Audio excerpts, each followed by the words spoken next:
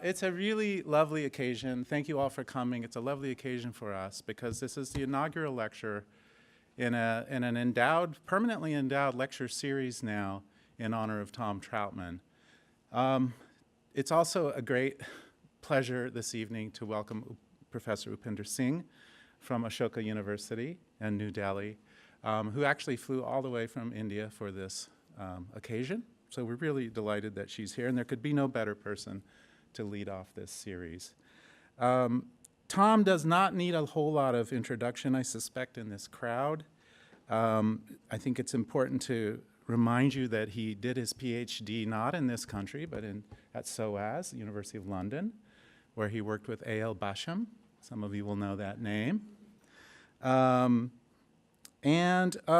You know, as a historian of ancient India, how long were you at the university? 45 years? Since 1968. So you guys do the math. 50 years?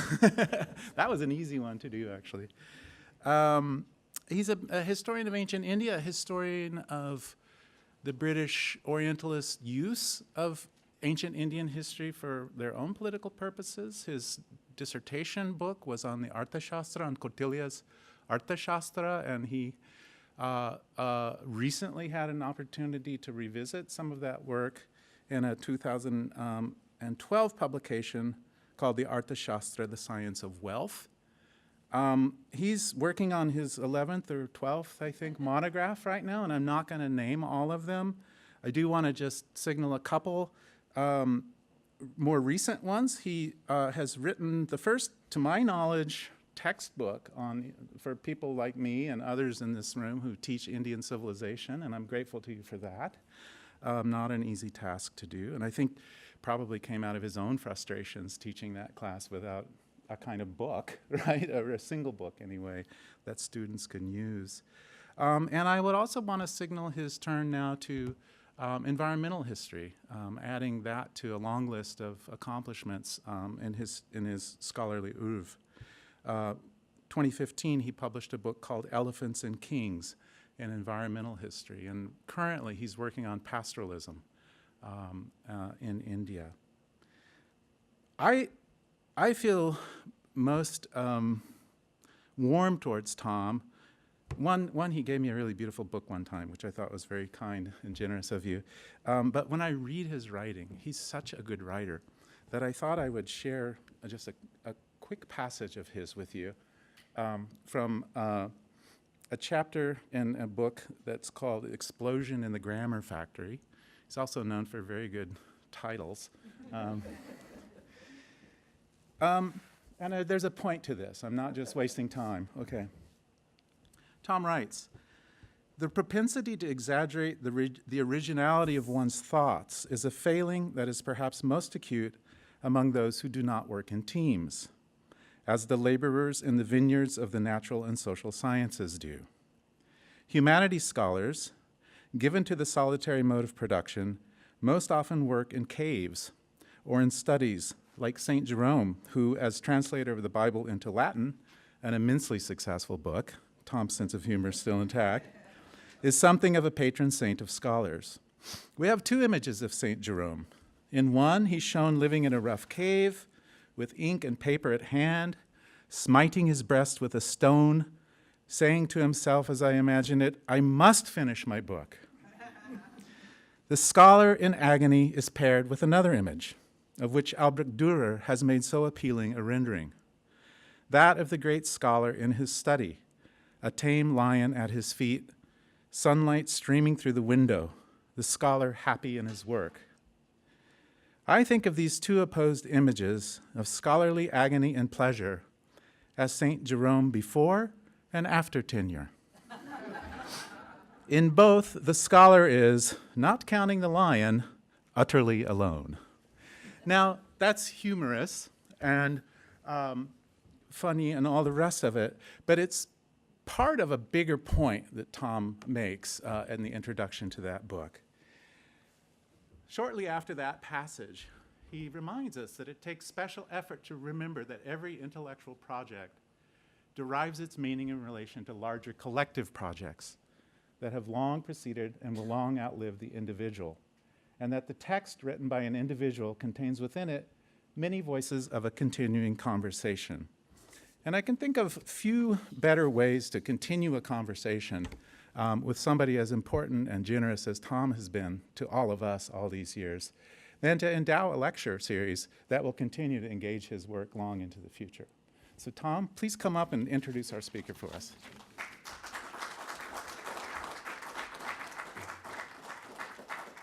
Thank you very much, Will. I appreciate that a lot. And thank you all for coming. I am so happy to be here at the first Trautmann lecture. And I can't think of anyone better to be the first such lecturer than Professor Upinder Singh of, since August, Ashoka University, but formerly of Delhi University, teaching in St. Stephen's and various other places. Her title is Conflict, Violence, and Resistance in Ancient India.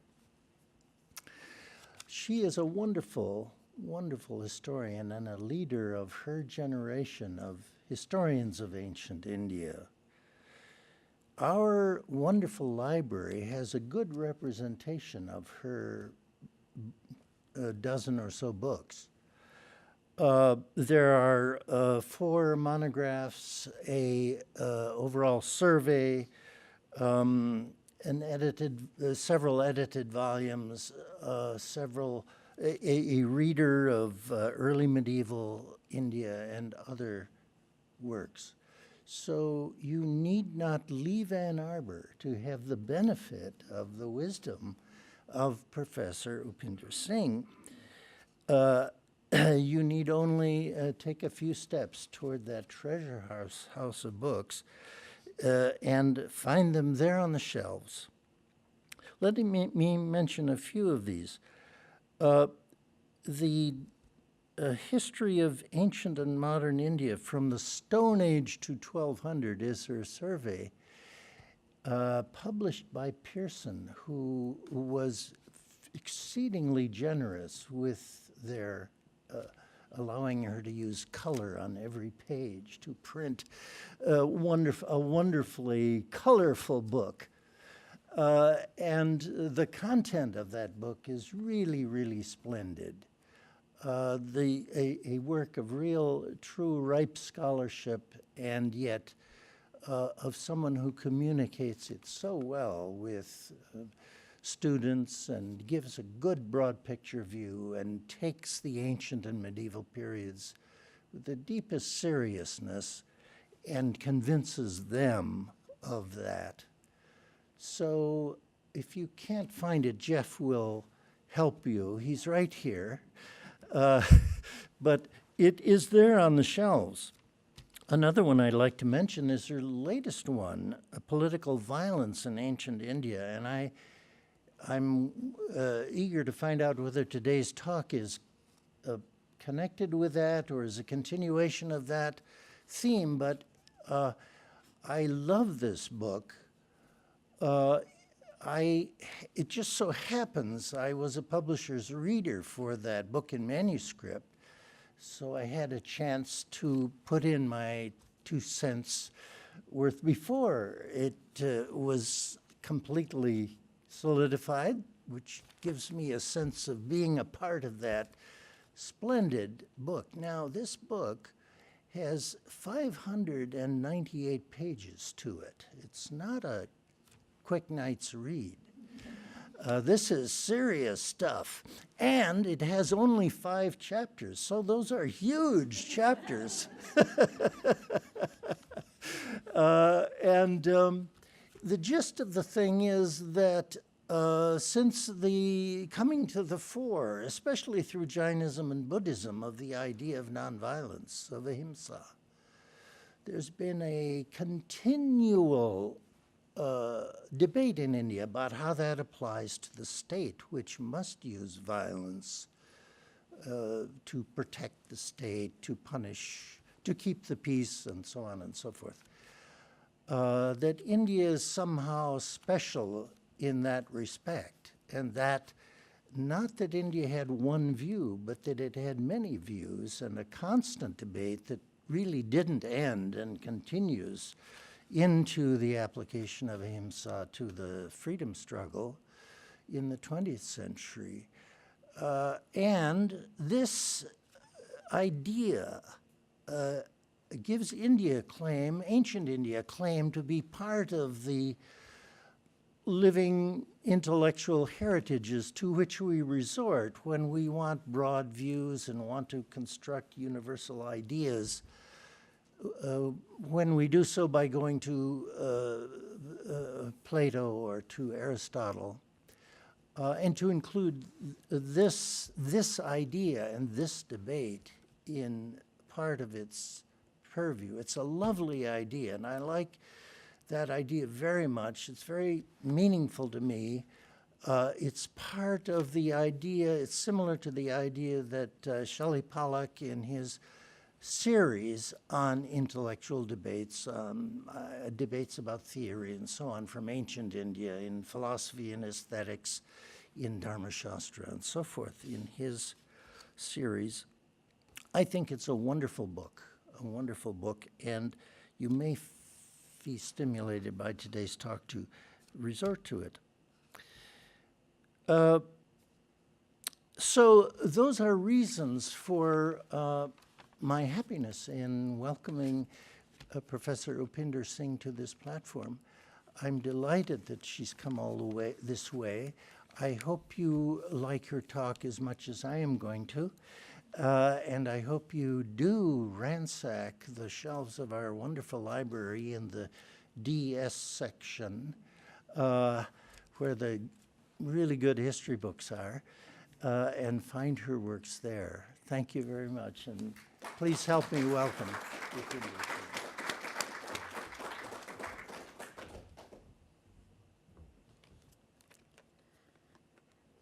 Thank you very much, Professor Glover and Professor Trautmann, for that very warm welcome. I would like to thank the Center for South Asian Studies, University of Michigan, Ann Arbor, for giving me the privilege of delivering the inaugural Thomas R. Trautmann Honorary Lecture. Professor Trautmann is a towering figure among historians. His work is marked by extraordinary range and depth. His scholarship and contribution are not based on a narrow specialization. I know of no other historian who has written with equal brilliance and authority on Orientalism, kinship, the Arthashastra, the Aryan debate, kings, and elephants, to mention only a few of the many issues that he has worked on. His prolific writings reflect an important and rare combination of a deep and empathetic understanding of the primary sources, incisive historical insight, and a balanced, objective perspective.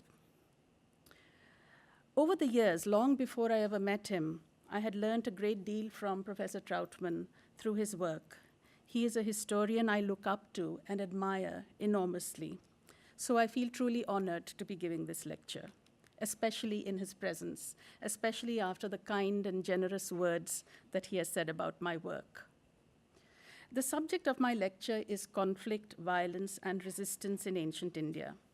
I have argued in my book, Political Violence in Ancient India, that there is a connection between the growth and systemization of state violence and the increasingly sophisticated attempts to mask, invisibilize, justify, and aestheticize this violence in various ways. At the same time, ancient Indian political discourse consistently tried to distinguish legitimate force from illegitimate force. In today's lecture, I propose to extend my analysis to the social sphere, to explore the relationship between the state and society in ancient India with reference to three issues: the state's punitive role as theorized in the Arthashastra, the relationship between kingship and sexual violence in the Sanskrit epics and the Kama Sutra, and the allusions to resistance and rebellion against the state in various ancient Indian texts. Once we recognize violence of various kinds as an important and intimate part of human experience that demands the historian's attention, the way we look at history changes dramatically. However, it is difficult to draw a dividing line between the threat or use of coercive power or force that can be argued as being necessary and that which can be argued as being illegitimate or disproportionate, that is, violence. This is because our assessments are bound to be contextual, value-laden, and perspective-driven. In our own time, governments describe their actions against separatist movements as necessary force, a justified response to the violence of terrorists aimed at protecting the nation. Separatists, on the other hand, see themselves as freedom fighters whose actions amount to justified force against the violence of the state. So I am aware that when I use the words force and violence, they are fluid categories, difficult to pin down and define in absolute terms. Violence in its various forms has been a feature of all human societies, including pre-state and non-state societies. However, the advent of the state ushered in significant changes. In North India, the transition from tribal principalities to incipient states in the 6th and 5th centuries BCE, and from kingdoms to empires during the later period, depended on more massive and efficient levels and scales of military deployment than before. Kingdom formation and empire building were the cumulative result of warfare against adversaries, sometimes extending over many generations. Military power could be used for defense against the aggression of others, as well as in aggressive wars of aggrandizement. The use or threat of military force, supplemented by political and matrimonial alliances, were key factors in the relationships between historical states. But the history of the rise of the upwardly mobile kingdoms, such as Magad in eastern India, is not only one of wars and alliances with other states, but also one of violent succession conflicts, including incidents of patricide and fratricide within ruling elites. The story of Emperor Ashoka killing his 99 brothers in order to become king suggests a prolonged and violent succession conflict. As the stakes of political power rose, so did the potential for political violence, so did its incidence and intensity. With the establishment of kingdoms and empires, forest tribes and their habitats were faced with more powerful, relentless adversaries. Here I would like to acknowledge Professor Trautmann's important and wonderful book, Elephants and Kings, which was a source of inspiration for my own exploration of the state's engagement with the wilderness. With the expansion of agriculture, cities, and states, the forest became an important object of the exploitation and violence of the state. But it was also a source of violent challenge to the state. Exploiting, extracting, and controlling valuable economic and military resources like wood, ivory, and elephants involved a steady encroachment on forest habitats and constant conflicts with forest people. Our sources are annoyingly reticent about the details, but the conflicts are reflected in Ashoka's stern warning to the forest tribes and Samudragupta's boast of having defeated all the kings of the forest. All states were ultimately dependent on the systematic and sustained appropriation and deployment of economic and human resources in the form of customary dues, taxes, and forced labor, which were backed by the state's coercive machinery. Further, although the mechanisms for the settlement of civil and criminal disputes in ancient times were diverse and complex, the development of a formal judicial system, howsoever rudimentary, gave the state the right to adjudicate civil and criminal disputes, to pronounce and impose punishments, including the right to take life.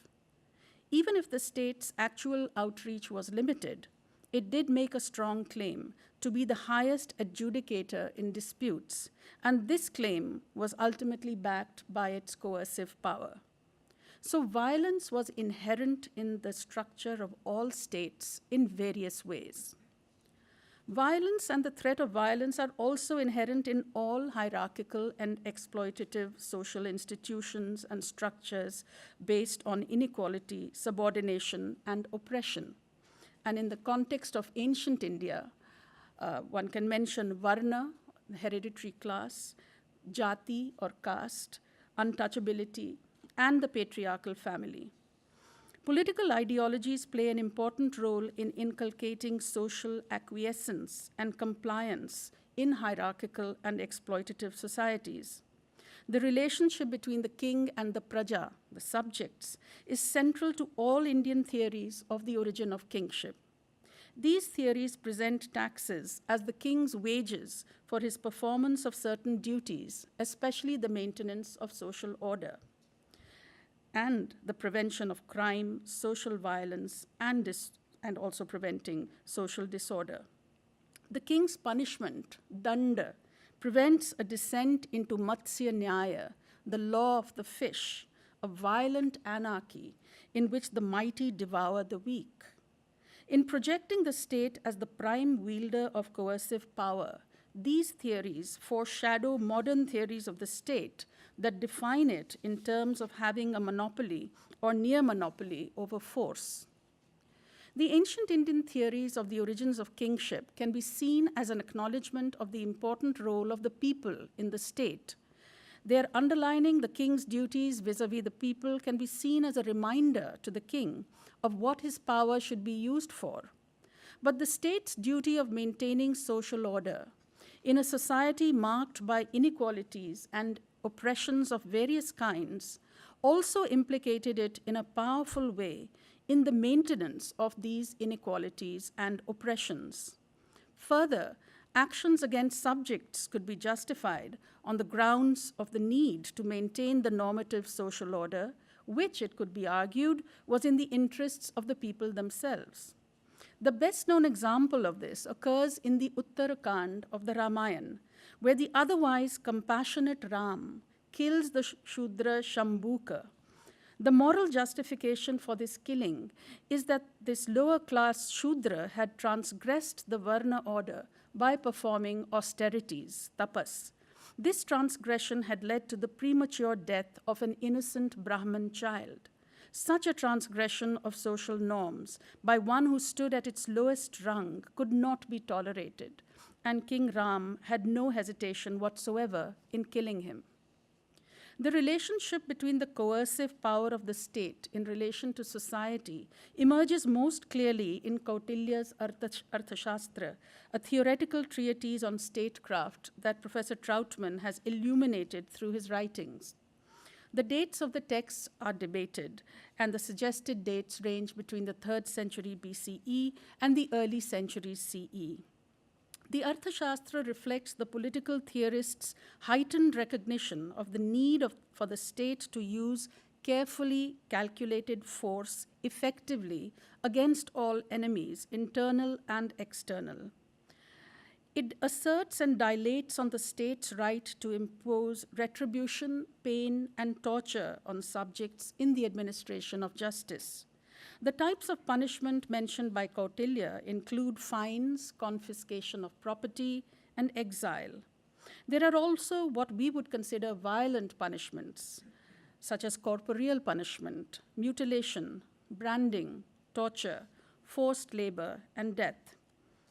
Kautilya accepts torture as a means of acquiring information during interrogation, as well as part of punishment. The types of torture he mentions include striking, whipping, caning, suspension from a rope, and inserting needles under the nails. Kautilya accepts and seeks to regulate torture. The Arthashastra also asserts the state's right to take life on the grounds of justice. It distinguishes between simple death, Shuddha Vadha, and death by torture, Chitra Vadha. The latter refers to especially painful deaths, which may have also involved public spectacle. The varieties of death by torture include burning on a pyre, drowning in water, cooking in a big jar, impaling on a stake, setting fire to different parts of the body, and tearing apart by bullocks. In the Arthashastra, the varna, or class of the defendant, complainant, and other individuals involved are usually key elements in deciding on the appropriate punishment. Some of the most violent punishments in the text are related to sexual transgressions across varnas. For instance, Kautilya recommends that a Shudra having sexual relations with a Brahman woman should be burnt in a straw fire.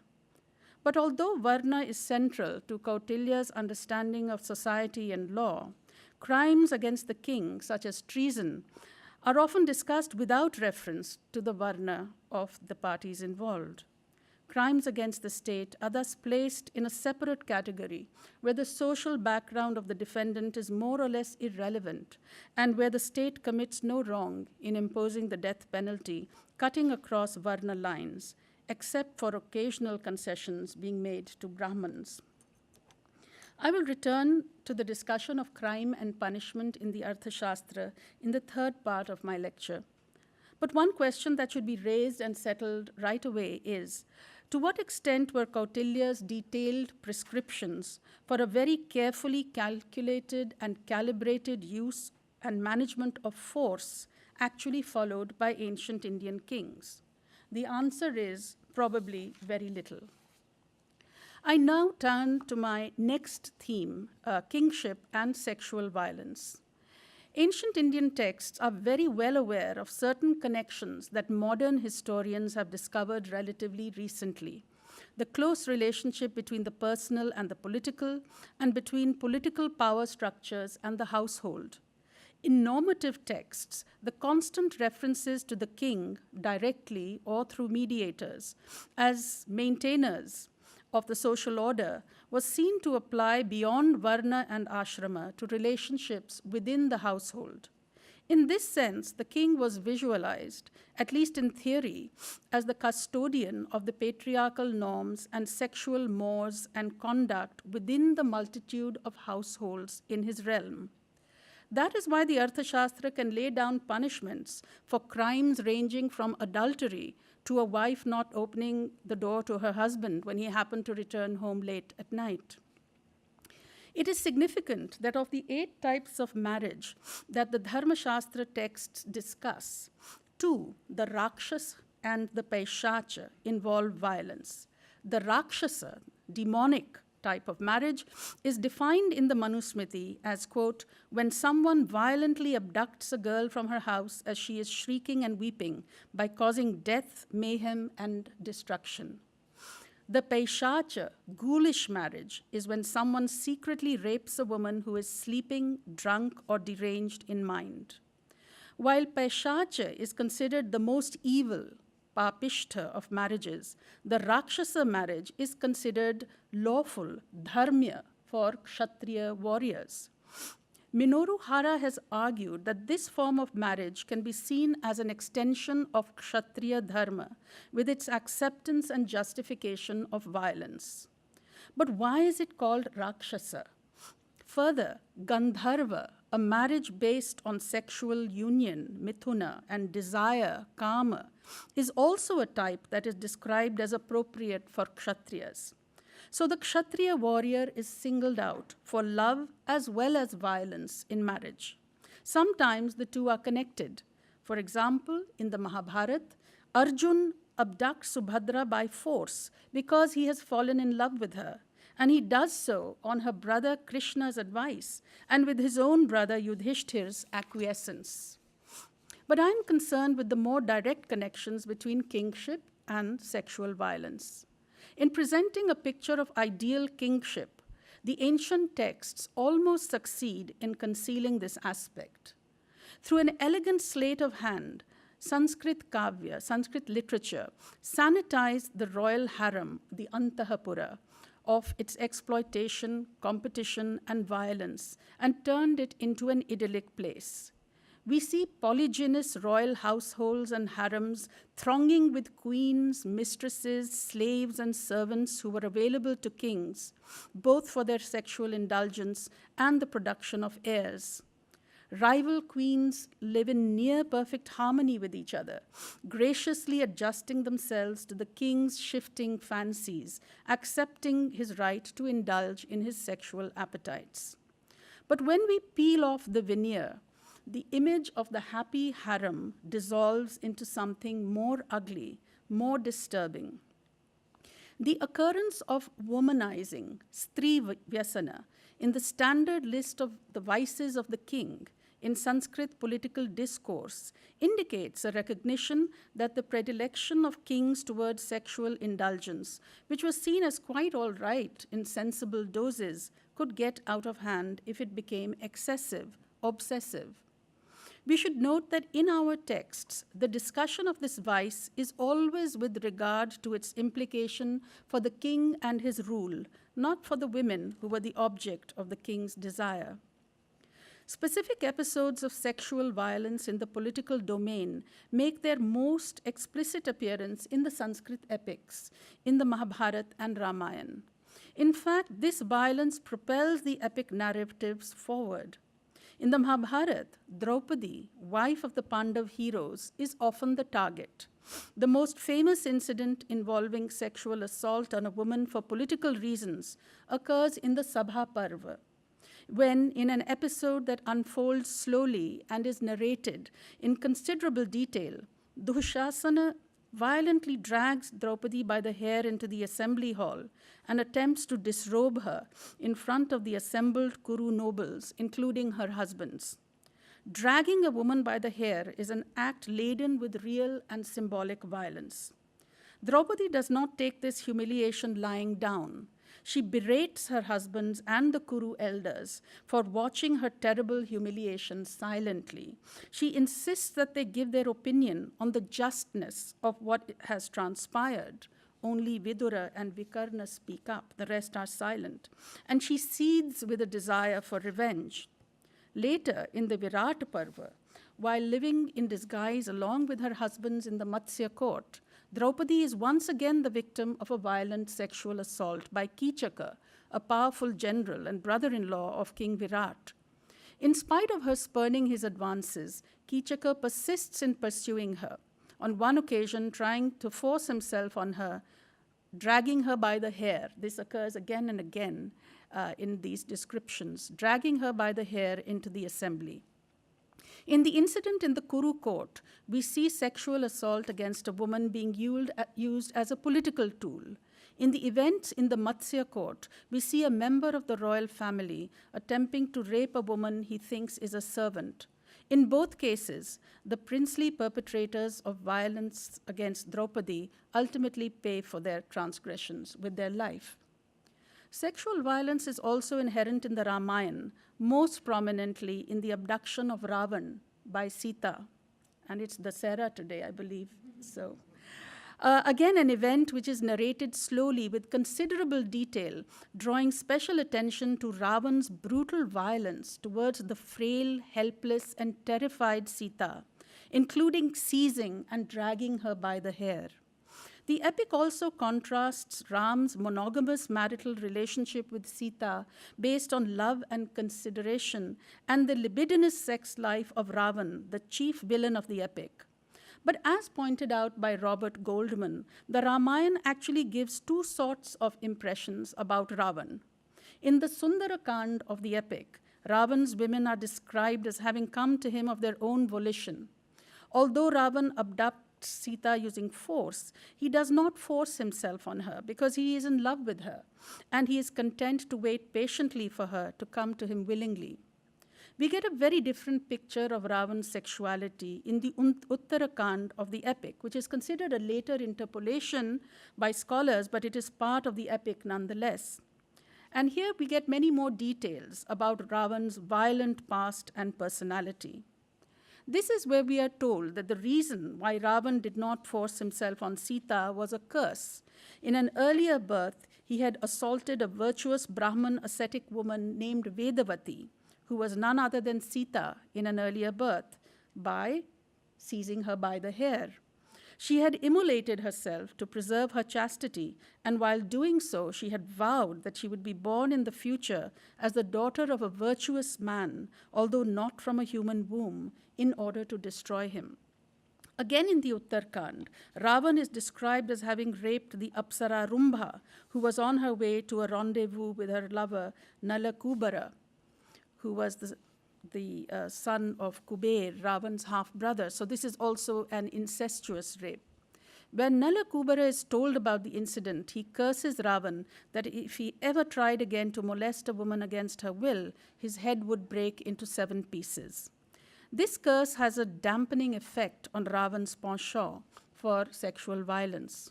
Was Ravan's proclivity for sexual violence against women due to the fact that he was a demon or because he was a king? It was probably a combination of both factors. In the epics, sexual molestation and rape on the part of royalty invite dire retribution. Clearly, the epic composers did not approve of such behavior. But the fact that these incidents are described in graphic detail and form extremely important parts of the epic narratives suggests that the epic composers recognize sexual violence as an important part of the political domain.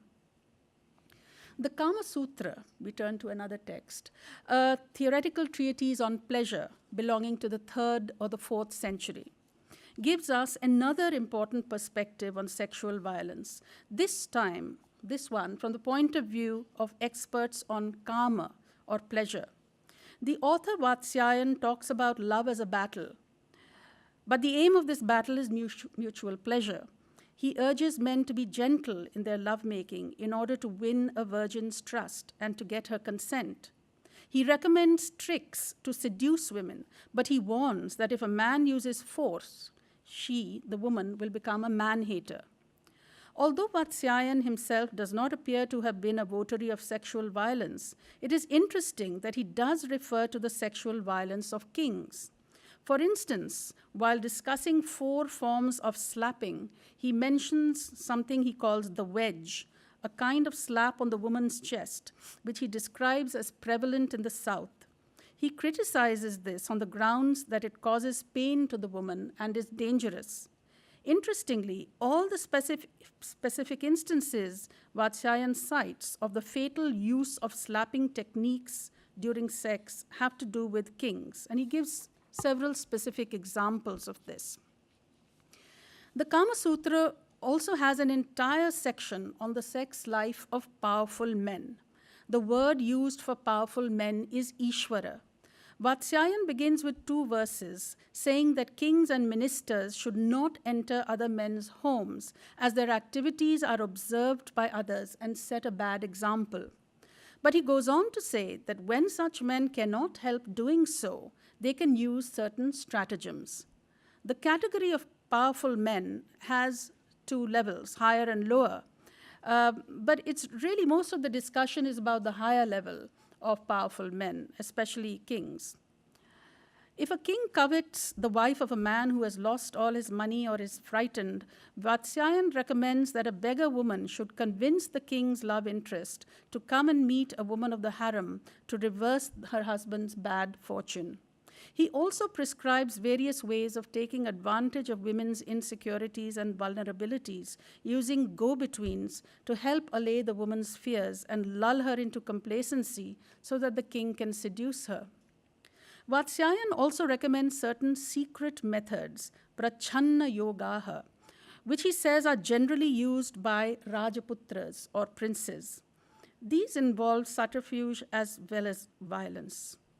For instance, if the desired woman is already having an affair with another man, she can be seized. The verb used is sangrah, made into a servant or a slave, a dasi, and introduced into the harem gradually. So there are various strategies that Vatsyayan suggests that kings can use in order to seduce other men's wives. And the references to the forcible seizure of a woman in the Kama Sutra contrasts with the picture of the peaceful, amicable women's world in the harem that is presented in Kavya texts. Vatsyayan also refers to the king's cronies, the Raja Vallabhas, as cruel, nishthura, and warns courtesans, ganikas, to avoid them, enlarging the circle of politically powerful sexual predators. Interestingly, immediately after advocating strategies of seduction, Vatsyayan warns the king that he should not enter another man's house in this manner because it can prove fatal for him. and he gives examples of kings who had lost their lives while engaged in such activities. Vatsyayan approvingly discusses the conduct of open sexual affairs according to the custom of the region. In the course of this discussion, he mentions certain practices of kings which, by the standards of our time, we would consider sexual exploitation. Relying on hearsay, he refers to a practice said to be in vogue among the people of Andhra. He says that he has heard that the virgins of the countryside enter the king's harem on the 10th day after being given in marriage to their husband and are enjoyed by the king and then dismissed. And then he gives other examples of a similar sort, citing what he has heard about the people of Vatsagulma and what's going on in Saurashtra, so on and so forth. Although he ends the section by piously stating that a king devoted to the welfare of his people should not use these devices, he does not really seem to disapprove and asserts that these and other devices for seducing the wives of other men were put into circulation by kings and are used in region after region, deshe, deshe. Vatsyayan also warns the Nagaraka, the man about town, of the dangers of having sexual relations with the king's women. He warns the Nagaraka never to enter a harem, even if he can do so easily, because it usually ends in disaster. But if the man in question has considered the matter carefully and still wants to venture into it, the Kama Sutra tells him how to go about doing so. The drastic difference between Vatsyayan and Kautilya's perspectives could not appear more starkly than here. As we shall see later, for Kautilya, adultery with the queen is a double crime. It is an extreme violation of patriarchal and political norms and invites death for the perpetrator. Vatsyayan is less bothered about such things. Seducing the queen is dangerous, but is not presented as an immoral act that threatens the social or the moral order. Moving on to the third part of my lecture, allusions to rebellion and resistance in our text. The extent to which the ideologies legitimizing the violence of the state were accepted, critiqued, resisted, or contested by various social groups, these are issues about which we get very little direct evidence in our sources because the voices we hear are almost entirely those of privileged upper-class males. The voices of women, socially marginalized groups, and the victims of state violence are not heard. There are no statistics for ancient India, only impressions, created largely through a careful reading of the texts, especially reading between the lines. Here, I find James Scott's ideas about weapons of the weak, public and hidden transcripts, and everyday forms of resistance especially pertinent and useful.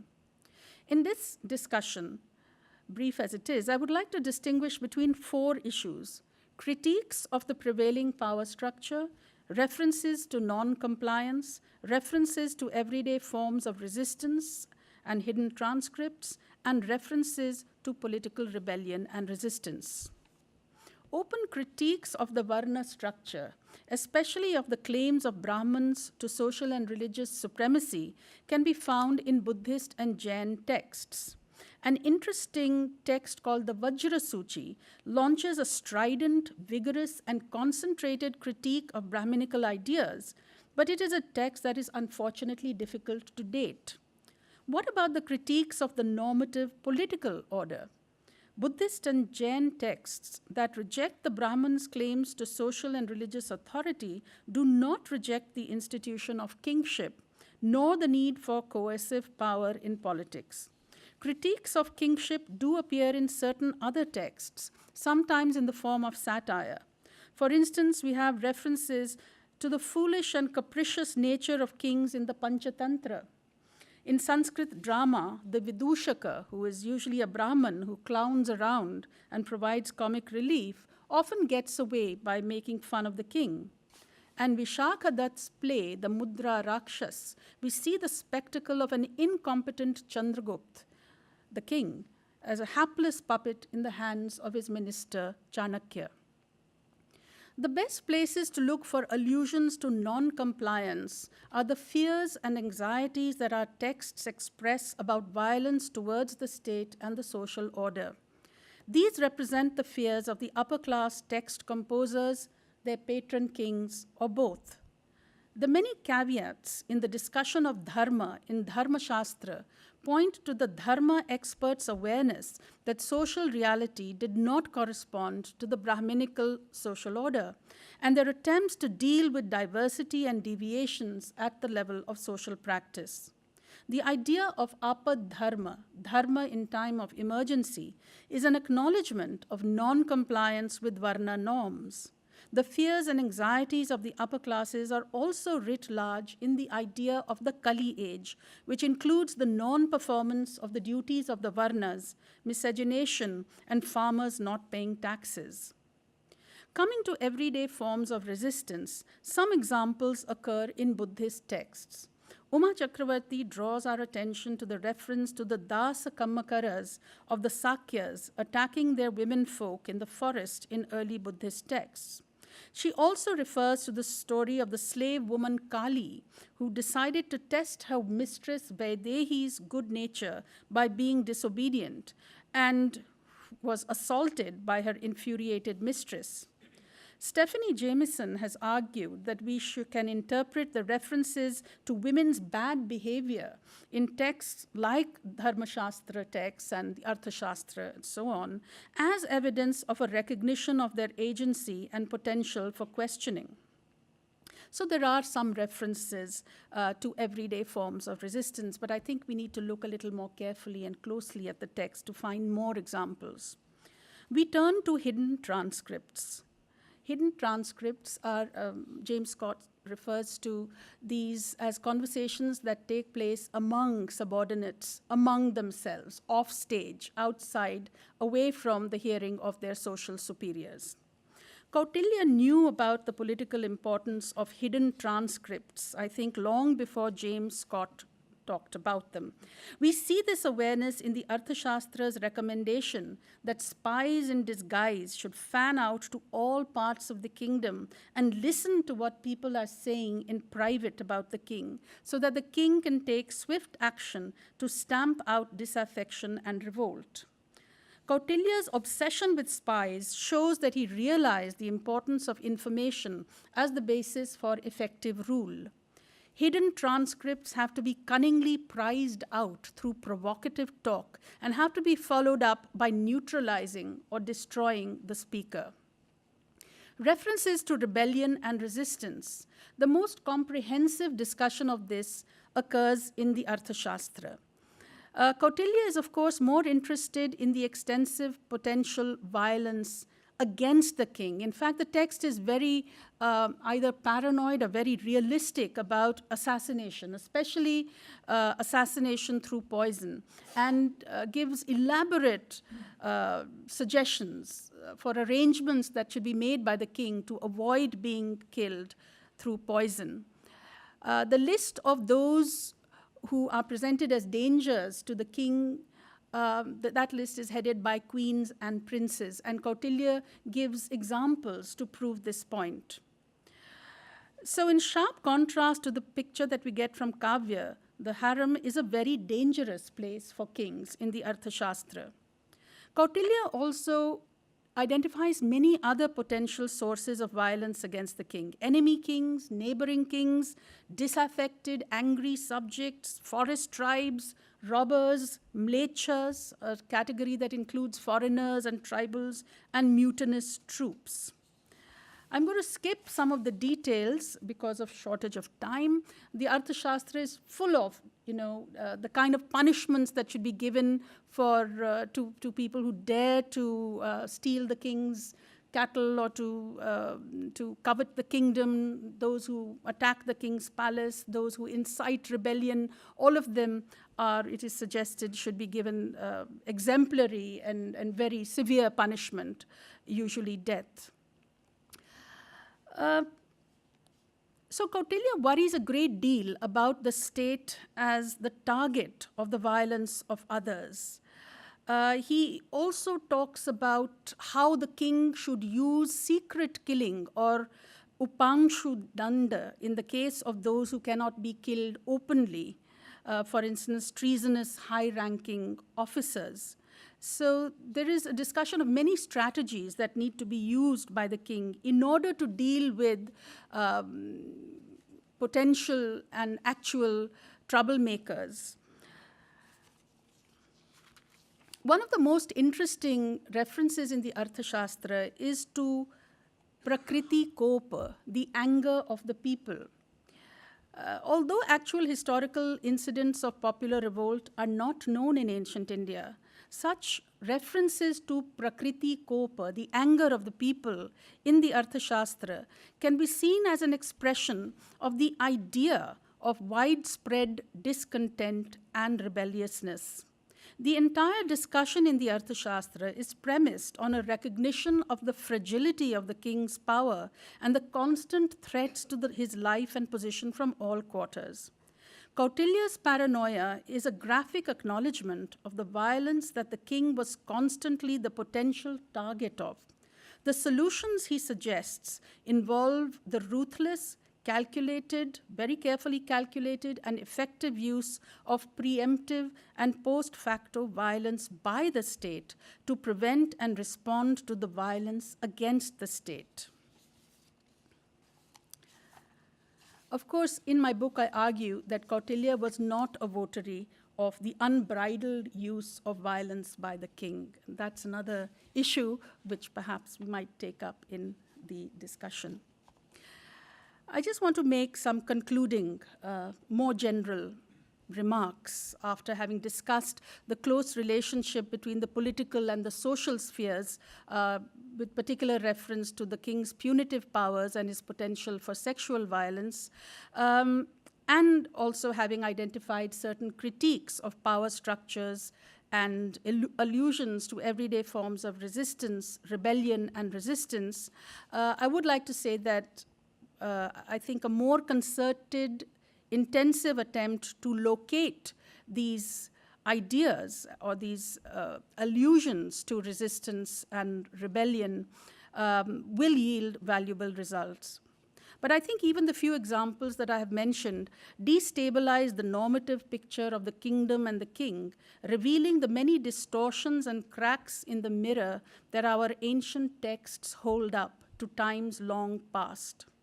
I would like to conclude my lecture by raising some more general issues. First, while writing a history of violence in ancient India, apart from identifying the violence inherent in political and social structures, can we identify its mutations of form, its ebbs and flows? Are there incremental variations, or are there major paradigmatic breaks? For instance, it can be argued that the 6th and 5th centuries BCE, which saw the ahimsa-oriented religions coming to the fore, marked a significant upsurge in violence of various kinds, leading to an exceptionally powerful reaction against it. Second, once political violence is foregrounded, the historical debates we have become accustomed to can look quite different. For instance, in the debate on the early medieval period in Indian history, roughly 600 to 1300 CE, we can identify new questions about the structures and ideologies of violence inherent in the feudalism model, as well as the so-called integrative paradigm. In fact, apart from the violence inherent in the feudalism model, it is apparent that the long-term historical processes that the integrative paradigm talks of, the acculturation of tribes, the transformation of tribes into castes, the histories of religion, also involved the widespread use or threat of violence. Third, without essentializing cultures as inherently more or less violent, and without falling into the traps of cultural bias or chauvinism, there is the interesting possibility of having a comparative history of violence in the ancient world. which identifies qualitative differences in the forms, structures, and intensity of violence and the ideas and attitudes related to it. As we know, the factors that define violence and the normalizing processes that make some kind of harming or killing by the state or against the state seem justified are deeply embedded in social and political structures, institutions, and ideologies, as well as in moral and religious values. A comparative history of violence would examine the ways in which these factors coalesced within and across cultures and times. The fourth and final general issue I would like to raise involves the relationship between the remote past and our immediate present. I think that as a historian, it is necessary, as far as possible, to try to engage with the sources and ideas of the past on their own terms. However, the problems and issues of our own time, sometimes consciously or unconsciously, naturally affect the issues we study, the questions we ask, the answers we seek. Ancient Indian thinkers offer a significant range of responses to the problem of political violence, expressing the tension between the principle of nonviolence and the need for the state to use coercive force. But they recognized the duties of the state and the possibility of the state abdicating those duties. They recognized the line between legitimate force and illegitimate violence. Living as we do in a world where violence in its various forms is escalating at an alarming pace, the need to re-engage with this debate has perhaps never seemed greater or more urgent. The structure and ideologies of ancient monarchies and the modern democratic nation-state are, of course, very different. Modern states are much more powerful than their ancient counterparts. They have many more effective powers of surveillance over subjects and much greater control over the instruments of force. They have far greater potential for violence and more sophisticated means to justify this violence and to manipulate public opinion. The modern nation-state is based, at least in theory, on ideas such as equality, freedom, and liberty of the individual, which were never in the picture in ancient Indian texts, which took social inequality and hierarchy for granted. But there are some similarities. For instance, in the idea of the fundamental duties of the state, the protection of the people, ensuring their well-being and prosperity, the dispensing of justice, and the maintenance of social order. Another point in common is that all states, at all times and places in history, have sought to mask, justify, and legitimize their use of violence through some sort of ideology. The purpose of this ideology is to present the state's violence as necessary force. In ancient times, the state presented this violence as necessary to uphold the social order. Today, it is presented as necessary to uphold the nation. Our heightened sensitivity towards violence in our own time lends a great urgency to investigations of violence in earlier times, but it also presents us with a problem. To what extent should the ancient past be used as a resource to deal with our troubled present? Does the use and abuse of history in contemporary political battles make the discipline more relevant than ever before? Or does it threaten to destroy the objectivity that is an essential part of the historian's craft? These are old questions, but an exploration of violence in ancient India, undertaken in our all too violent world, urges us to re-engage with them. The danger is that in our investigations of violence in ancient times, we are likely to be tempted to look to history as a source of lessons for our time and to reach conclusions that fit in with our present situations, problems, and positions. The reactions to my book, Political Violence in Ancient India, made this very clear to me. One reaction to the book was that it showed that the idea of a glorious, peaceful ancient India, glorious, peaceful ancient Indian past never existed, that there was nothing to celebrate or glorify. But correct as this conclusion may be, it also robs us of a resource to make arguments for the need for nonviolence in our own time. Another possible reaction to the arguments that I make in my book, one which has not been articulated so far very loudly, is that these arguments show that ancient Indians were not wishy-washy peaceniks. They were much more robust and muscular than imagined, and this is a very good thing. A third possibility, and this is the position that I take in the book, is that an investigation into the forms and discourse of political violence in ancient India can help us recognize political violence as a problem across cultures, across the centuries, a problem that demands historical analysis and serious debate. This, in my view, is how historians can speak most meaningfully to contemporary concerns without compromising on the distancing and objectivity that is part of the historian's dharma. So, to conclude, I would once again like to thank Farina and Will and the Center for South Asian Studies and Professor Trautmann for this wonderful occasion on which I could share my thoughts on the relationship between political and social violence in the context of ancient India. And once again, thank you so much for giving me the honor of delivering this lecture. Thank you.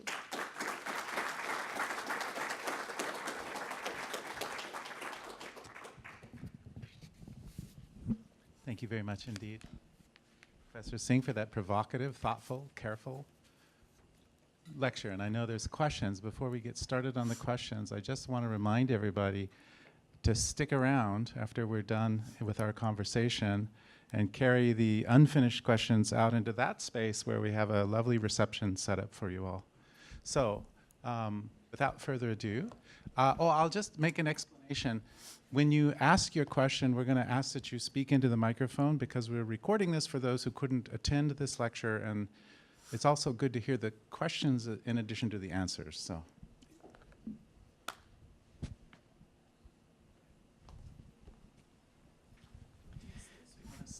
Okay, I can use this. Hello, hello, yeah. So I was struck when you were when you discussed Jain and Buddhist discourses of ahimsa, you brought them up in relation to rebellion and resistance, and I'm sort of wondering in what ways, to what degree, and with what consequences did those discourses also impact on ideas about kingship and sexual violence, or kingship and, you know, the king's punitive obligations, and even going beyond that a bit, I mean, did they speak to social violence in a more kind of general, diffuse sense as well, or did they focus primarily on the kings? Okay. Would you like me to answer each question individually or to take a bunch of questions together? Maybe let me take 2 or 3 questions together.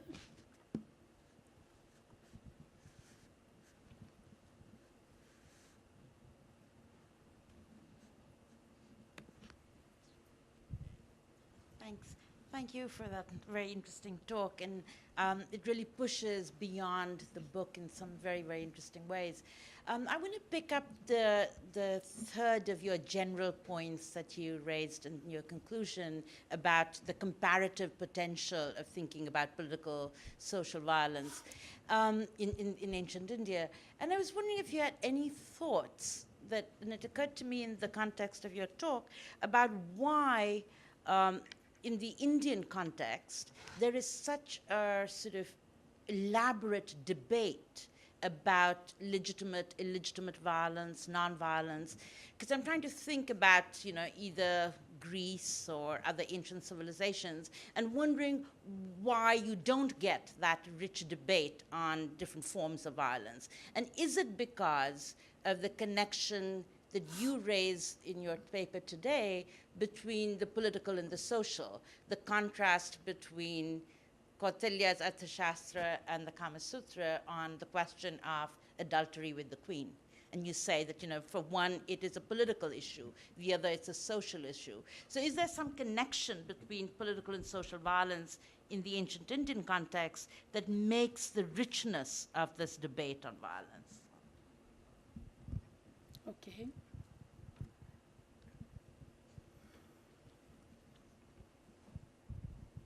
Thank you, Professor Singh. My question is, does the Arthashastra refer to cow protection by the state? Does it prescribe any punishments for cow slaughter or eating beef? Okay. Okay. Thank you for your talk. I do, of course, want to go to the repeated symbol of the woman being dragged by the hair. I've noticed it in a lot of iconic images, and I'm wondering whether, I'm thinking of it, of course, from the contemporary context, which is where I come from, but I'm wondering if there's something about the unbound hair and the domestic woman or the royal woman that might have something to do with, you know, what it means to drag a woman by the hair. Because if I remember correctly, doesn't she promise never to tie her hair up again until revenge is exacted? So I'm just curious about what is that symbolic meaning in that context of the unbound hair of the woman? Okay. Okay, so we have quite a few interesting questions. And, you know, the paper that I presented really reflects things I had to start thinking about after I wrote this book. And it emerged out of discussions about the book, largely among audiences consisting of non-historians. And I realized how important it was to talk to people beyond my field in order to just ask new questions and then look for answers to them. So I really value the kind of the issues that all of you have raised, because it's something that I think is going to help me work through some of these ideas, this is work in progress. On the Buddhist and Jain approaches, in this paper, I did not really focus on them. I did look at them in the context of political violence in general, in relation to the king's administration of justice and danda, and also in relation to war. And there I did find that the emphasis on ahimsa in Buddhist and Jain doctrines was not matched by a strong stand against the violence of the king in the text that I looked at. And I saw that as a recognition of both these religious traditions, that absolute nonviolence or nonviolence in any committed or intense form was not possible for rulers. I think that as far as the influence of Buddhism and Jainism on actual political practice is concerned, I think Ashoka is an important example of a king who I think was strongly influenced by his Buddhist beliefs. I think there's no doubt about that when you look at his inscriptions. But even there, he does give a stern warning to the forest tribes, and that indicates that he was not, although he was very strongly committed to ahimsa and the protection and care of animals, that he was not prepared to be soft when it came to potential rebellious tribes. I do think that there's a lot of work that needs to be done on the Jain tradition. And what comes to mind immediately, because Jainism is so understudied in relation to Buddhism, and the gap, the huge gap between religious or doctrine and political practice comes out very clearly in the early medieval period when you look at kings who were devout Jains or who were influenced by Jainism, or generals of the Rashtrakuts and Gangas, etc., fighting wars without any compunction. So I think this aspect needs to further exploration, but the connection of these religious traditions with social violence is something that I would need to really think through carefully. It is an important question. I don't want to shoot off an answer because it's something that requires careful reflection. The comparative potential, why the elaborate debate? Yes, it's not that ancient India was exceptionally non-violent, but there is something perhaps unique. I don't know. Maybe there are those who would disagree with this conclusion. One would need a conversation with scholars who are working on ancient Greece and ancient China and other ancient cultures to be able to say something about this conclusively. But certainly, I think that one of the reasons why there is such an intensive debate on the issue of legitimate and illegitimate force, and why, although ultimately all traditions end up saying that absolute nonviolence is impossible for a king and he just has to engage in some amount of violence in order to rule, the renunciatory traditions have played a very important role. And I think Buddhism and Jainism do have an important place in explaining the fact that ahimsa or non-violence remains a recurrent theme, not only in religious but also in political discourse, even if kings did not actually follow the dictates of ahimsa apparently in any very significant manner. The Kama Sutra and the Artha Shastra, two very different disciplinary perspectives on the issue of adultery and again, not surprising really, because I think one of the problems that I often have with writings on ancient India is that they try to present an ancient Indian perspective on things, whereas if you look at the texts, there are so many different perspectives related not only to the discipline that the text represents, but also the genre of the text, so on and so forth. So it's not at all surprising that the perspective of Vatsyayan and Kautilya on the issue of adultery or treason are completely different. The Arthashastra on the killing of animals, you might be surprised. I mean, I don't think we need to only look at the cow, though I know that there are reasons why that might be of great interest. But it is a matter of interest that if you look at the Arthashastra, the kinds of things that Kautilya says that you would find actually surprising, because Kautilya has a reputation for being very ruthless and cruel and not at all bothered about killing. He has no compunctions about killing so long as the killing serves a certain purpose. But apart from that, if you read the Arthashastra, there are actually quite a few things that are said in the text regarding the protection of animals. And in fact, I think Kautilya probably says more about protecting animals in general than Ashoka does, because we often see these figures in history as as opposites. And when you read the inscription and the text more closely, you find that they sometimes end up having more in common than you would imagine. So Kautilya does talk about the killing of animals. He talks about punishments for the killing of the king's herds in particular. He's interested in violations of property. So animals that are, the possession of a particular individual, harming or killing them invites retribution. But he also has this very interesting idea of animal sanctuaries. I'm trying to broaden your question. The Arthashastra in relation to animals.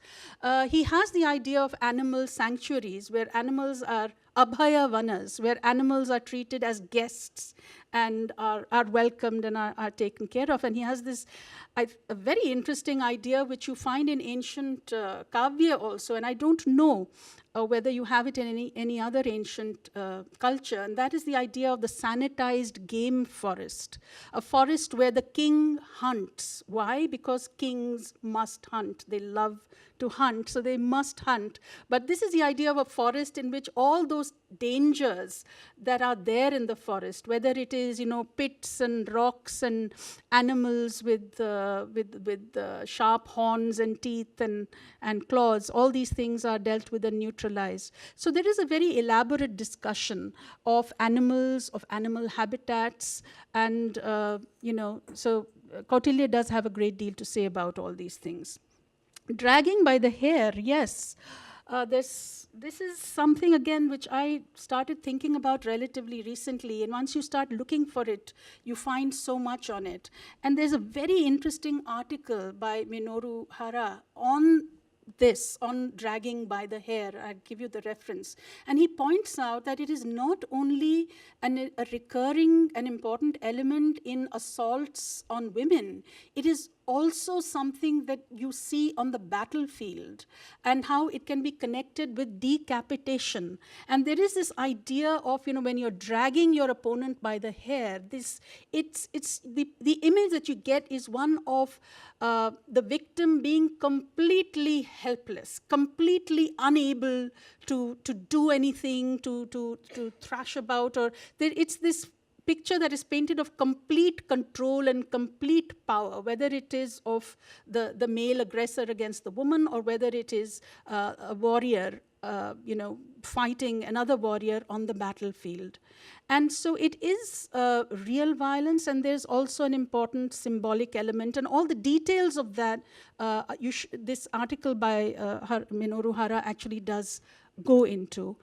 So I will not go into those details right now.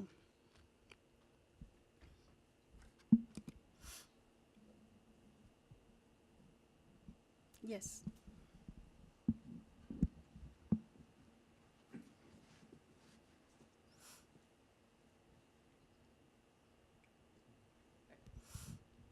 Thank you. Could you give us a little feel for the amount of what I'll loosely call background violence?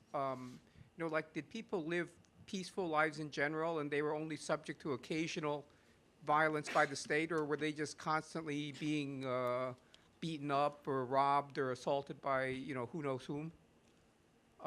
That would give me a better feel of, how extraordinary the state violence was. Thank you. Okay.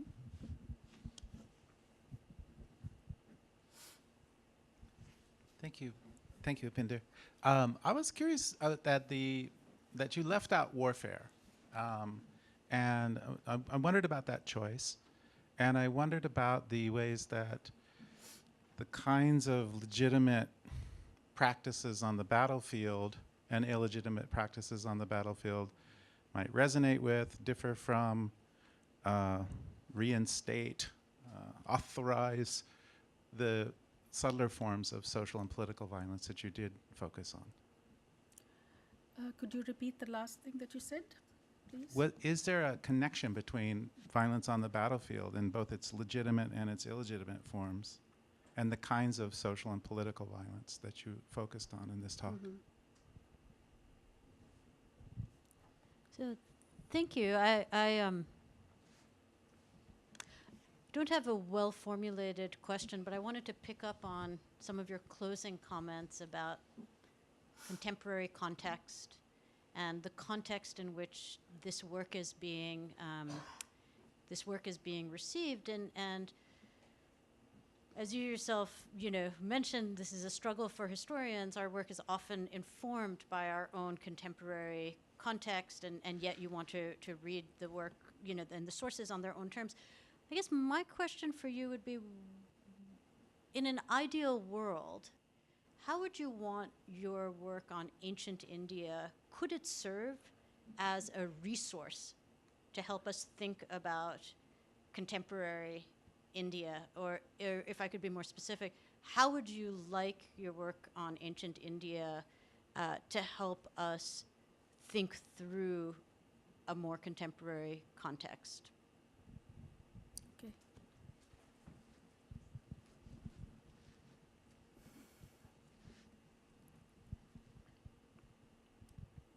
So I do want it to be connected to the current context, and I have a more personal question. Do you feel any constraint in practicing the kind of scholarship that you do in the current climate and publish it?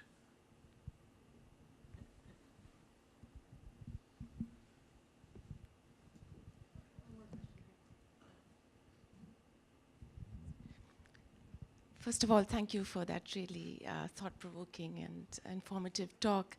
My question also relates to the relevance of historical work or understanding historical treatises or writings and their relevance for contemporary social life. And it actually extends a little bit from state and kings to gods. And of course, sometimes kings are also thought of as gods, and particularly to Krishna and the poetry around Krishna. So there are songs about Krishna and his exploits with Radha and the gopis. And so this is coming a little more modern, right? But I'm kind of thinking about violence against women, which is not so extreme, but maybe more sort of aestheticized in, I don't know, sort of advances which are not extreme, but still aestheticized. So the context is that when and I'm an ethnomusicologist, so I teach Thumri and sort of these songs to do with Krishna. And a lot of these songs are about Krishna making unwanted advances, or at least seemingly unwanted advances towards women. So when I was discussing this in my class, a lot of the students sort of started saying this is Trump talk, or, you know, they had a lot of sort of connections with what's going on right now and with the Me Too movement and things like that. So it made me think of how our sort of whatever we have in terms of literature and how we read it and how it shapes of our future, how does that stuff echo and sort of connect through different times to the present? So just kind of your thoughts on that. Thank you. So maybe I should take these. Okay. All right. Background violence. You know, again, we don't have detailed chronicles of that would help us with a, you know, give a quantitative picture about this. But certainly, even the sources that we do have indicate that warfare was a continuous phenomenon in all parts of the subcontinent, I would imagine all parts of the world through history. So that is one very striking and I would think very widely pervasive form of violence that would have affected not only warriors but also non-combatants, you know, farmers working in their fields, so on and so forth. So that is one thing I can think of. But the other issue also is to look at less obvious arenas of violence, and that is why I talked about the relationship between kingship and sexual violence. So there is also intimate violence within the household, within the family. I think that's something that historians have been looking at, and that we need to look at the connections between the macro level political history and then what is happening within the family and the household. I think there are very close connections there. We don't know, for instance, whether those gory details that are given in the Arthashastra were actually ever carried out, because it's a prescriptive text. We don't have any descriptions of actual trials in ancient India, so we don't know, you know, what actually was done, what were the norms that were followed in terms of crimes and punishments. Why did I leave out war? The reason I left out war was that I had a very long chapter on war in my book, and Professor Trautmann mentioned that it's a very long book. And I did want to try to look beyond the book. So I wanted to talk about things that were largely, you know, issues that I had not addressed very directly, or I felt I had not discussed enough in the book. But I think the question you have raised is an interesting and important one. You know, what is the connection between what is happening on the battlefield as far as the warrior's code is, as far as that is concerned, Kshatriya Dharma, and the relationship with social violence. I think just perhaps one of the points that I mentioned would only in very small part address your question, and that is the idea of the Rakshasa marriage, this idea that warriors can take women by force. And in fact, it's been pointed out that Ravan's crime against Sita, okay, was not that he had just taken away Ram's wife, but he had done it in her absence. In his absence.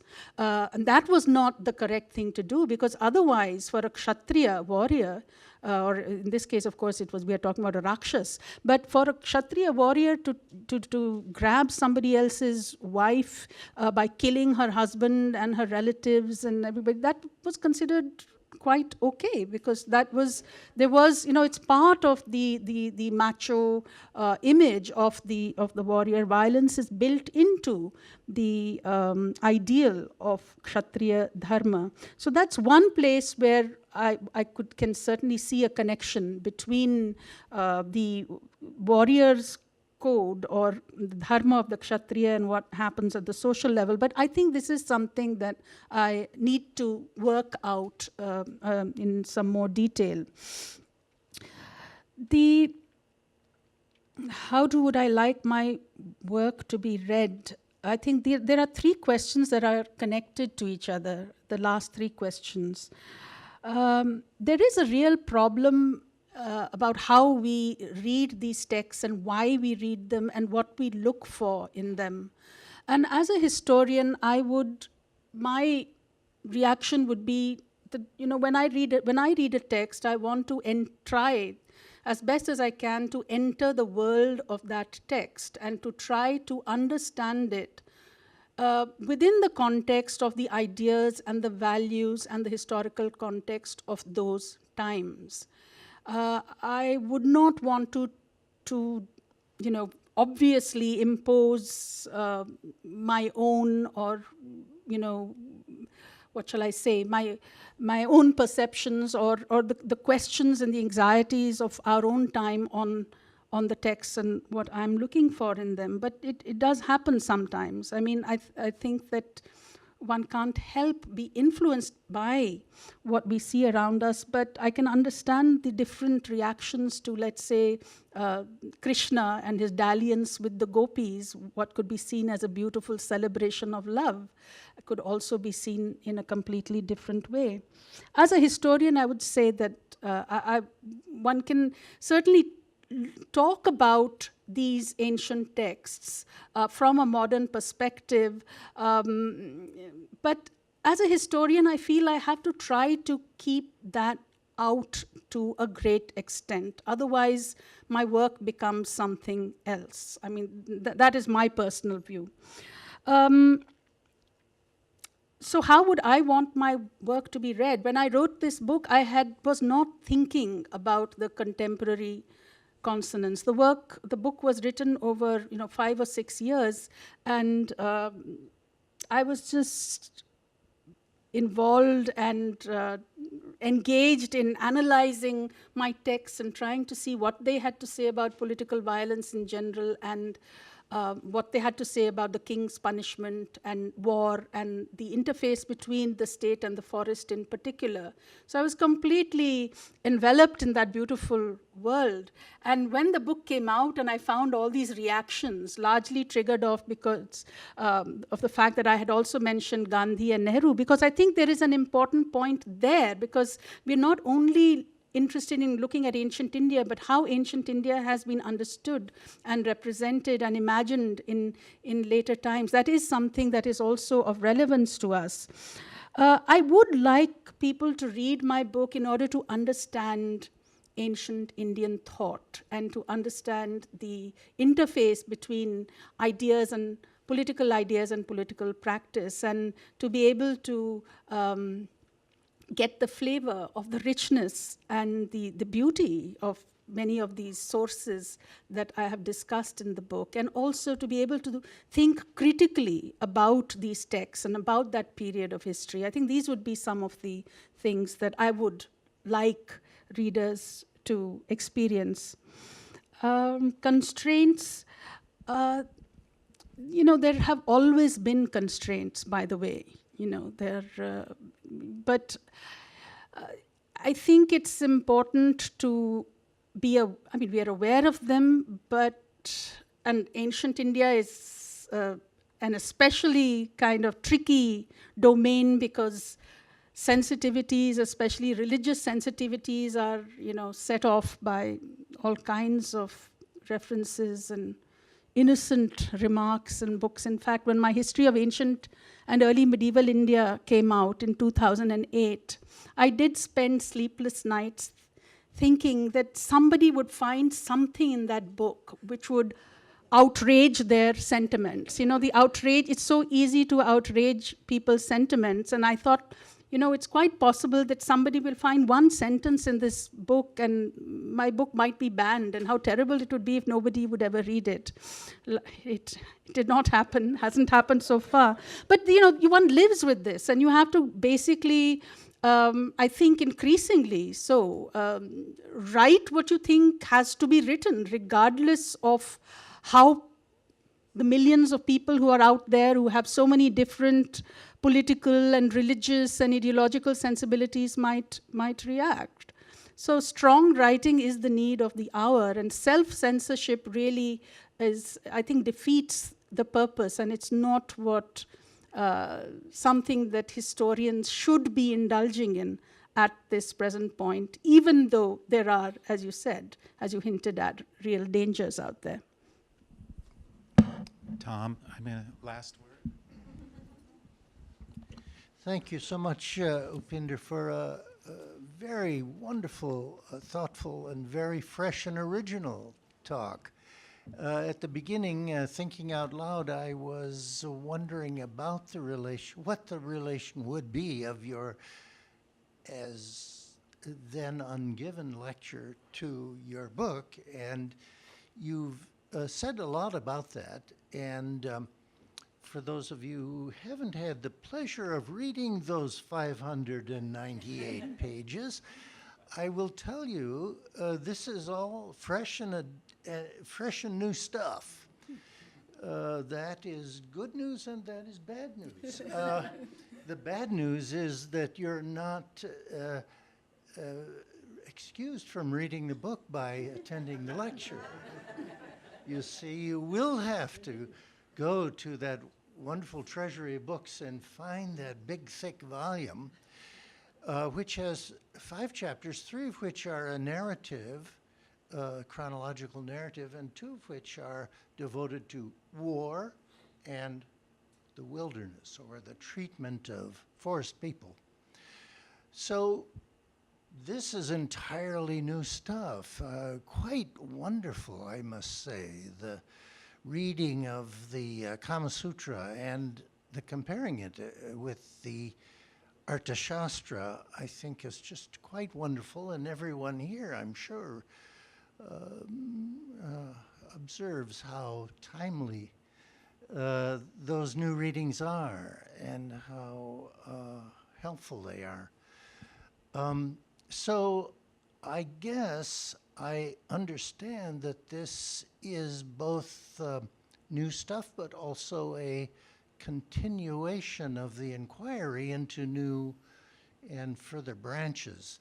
In other words, new, very thick chapters, or at least a few. I'm not sure whether this is going to be a book. That you haven't told us. You mentioned an article. But otherwise, in calling for comparative study and calling for more continuing discussion of political violence as an issue, you've made it clear that this is very much in the direction that you've established in your quite wonderful book. So the good news is there's more of this good stuff now and perhaps to come. I hope so. Anyway, I thank you very much for a wonderful lecture. Thank you so much.